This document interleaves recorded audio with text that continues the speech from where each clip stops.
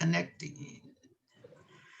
Hello, this is Laura Diaz from In Harmony Coaching, and Barbara Shannon Murphy is here with me, and we're going to be chatting with coaches. Today, we're going to be talking about goals and how do you approach goals. So, Barbara, can you introduce yourself? Sure. It's Barbara Murphy-Shannon, and I'm a life and business coach. Mostly work with women entrepreneurs, but not exclusively. I have picked up a couple men lately. They're starting businesses. They're just looking for some guidance and advice. And so I help them with everything from concept all the way, we used to say, to opening the doors, but now it's like opening up the website, I guess. Yeah. Yeah. And so that's what I do. I work with folks that are interested in becoming an entrepreneur, or ones that are and they just need some help. Maybe they're struggling a little bit. They want to go to the next level. Wonderful. One of the emphasis with my business has been working with professional women who are in transition. Could be a transition of a career, maybe becoming an entrepreneur, or perhaps seeking a promotion. I also work with women who are just in life transition. Maybe they're looking at a lifestyle change. Could be a result of moving to another city, a divorce, a relationship breakup, or some family dynamics, or even unclear as to where they want to go next. Maybe a career change or looking at themselves. And one of the focus with my coaching has been helping women increase their self-confidence and their self-esteem so that way they can have the strength and the courage to keep going on whatever plan that we create and go forth. So today, the topic about goals was in my mind because I'm looking at doing a free seminar this Saturday on December the 19th in the morning. And I've been looking at goals because we can look at goals in many different ways. Because when we think about goals, it sounds pretty dry and boring. But at the same time, how can we approach goals with a little bit more inspiration, more excitement? And so I've been looking at that because I want to portray that when I do the class, and also for myself, because I'm also creating some goals and a business plan for myself. And I'm looking at how can I write a plan with some goals that really mean something to me, that I really want to make a difference with. And so I've been looking at that. And so one of the ideas that I had that was given to me by a mentor coach that I'm working with is pick an idea or pick a goal that inspires you for 2021, something that you want to expand a little bit more. And so the goal that I picked, one of the goals that I picked was become more visible in terms of increasing my marketability as a coach and my business. And so what that means to me in becoming more visible is, who do I need to be and where do I need to be? And because most likely we're going to be continuing a pandemic in 2021, I'm looking at how can I promote myself in the virtual world. And so I'm looking at virtual webinars, presentations, and live classes, and also being more present with Facebook, doing Facebook Lives in my business page and in my private group. So I'm looking at these dynamics and how to make it more exciting for me. So I'm calling this project Project Talk for 2021. And I'm setting a goal that I am going to give 50 talks, which could include all of these or more, 50 talks or more at the end of 2021. So I'm putting the goal is for 50 right Nice. now. So I'm going to create a chart so I can pace myself and make points to myself every month. How many talks was I visibly out there? Make it more of a game, because I've noticed that when I make it more of a game, and I've heard that from many people, it creates more excitement, it creates more of a challenge, and you're more open to engaging in a plan like that. Right. So when those are thoughts that are how I'm going to approach goals right now. Any thoughts? Well, I was going to say, when you say talks, do you mean like Facebook Lives? Do you mean virtual workshops, or is it all of that altogether? It includes Facebook Lives, virtual workshops, and virtual webinars. Could be classes like 3-week class, 5-week class, 6-week class. Yes, Okay, include good. all that, or being invited to at somebody else's group or presentation Hmm. or something. Yes, Right, right. Well, that's good. Yeah. No, I think you're right. Like to make it like a game, it does make it more fun.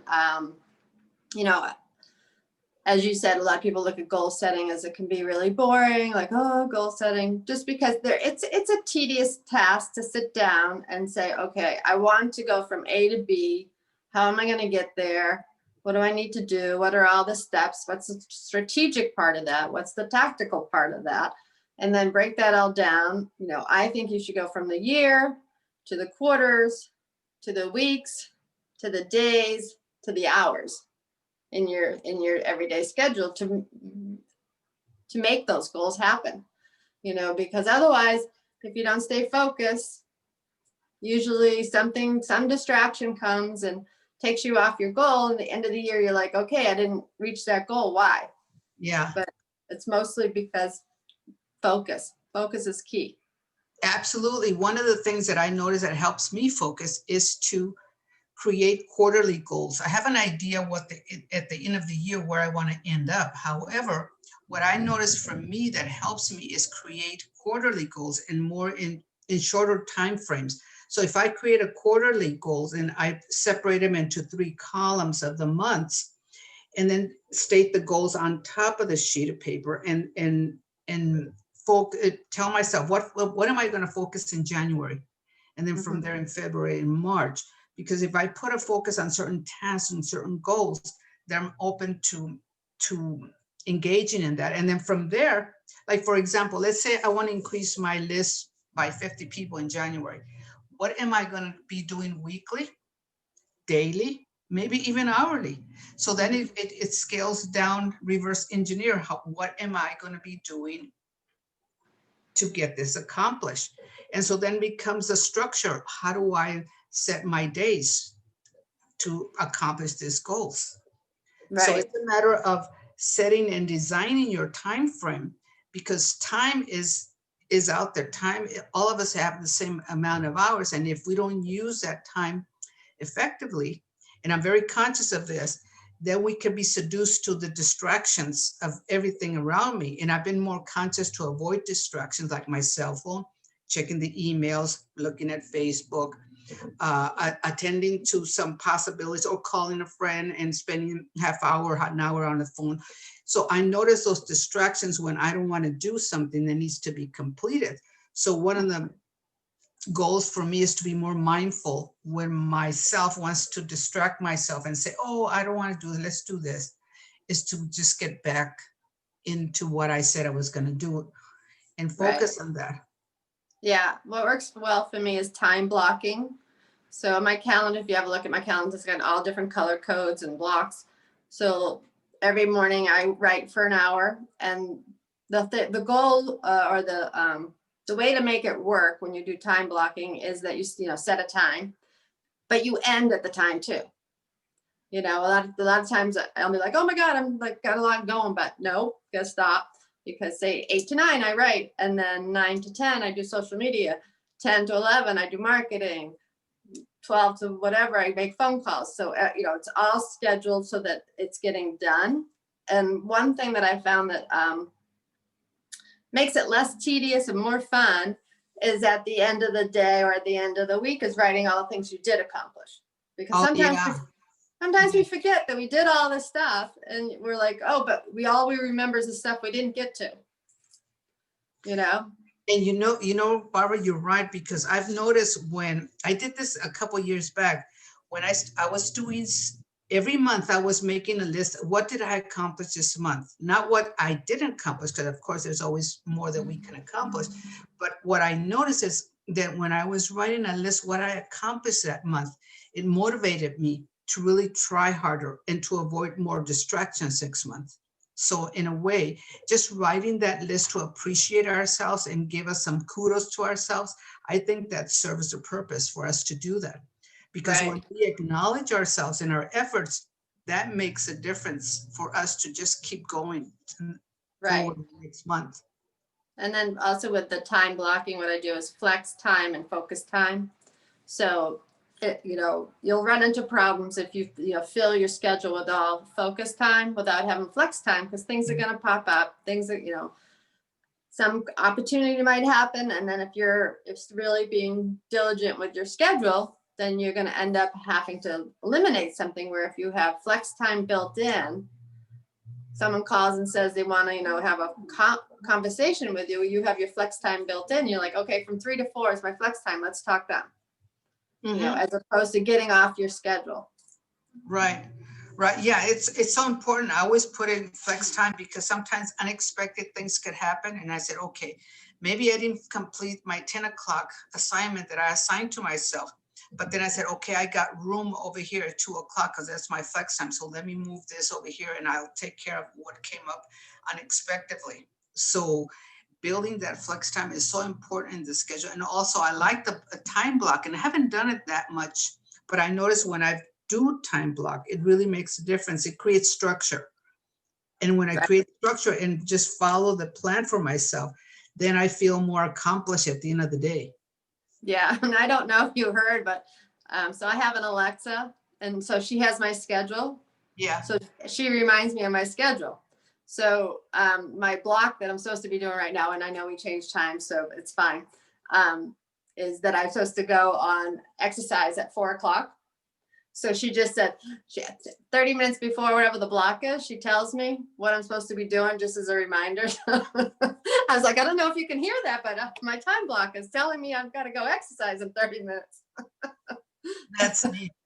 But I think, getting back to goal setting, what I have seen too, like a lot of people have challenged with, is like, they might say, I want to start a business, right? But they might not know what kind of business, or, what's the first step? Like that seems to be the biggest challenge. Like, what do I do first? Do I make a website? Do I do this? Do I do that? There's so many steps.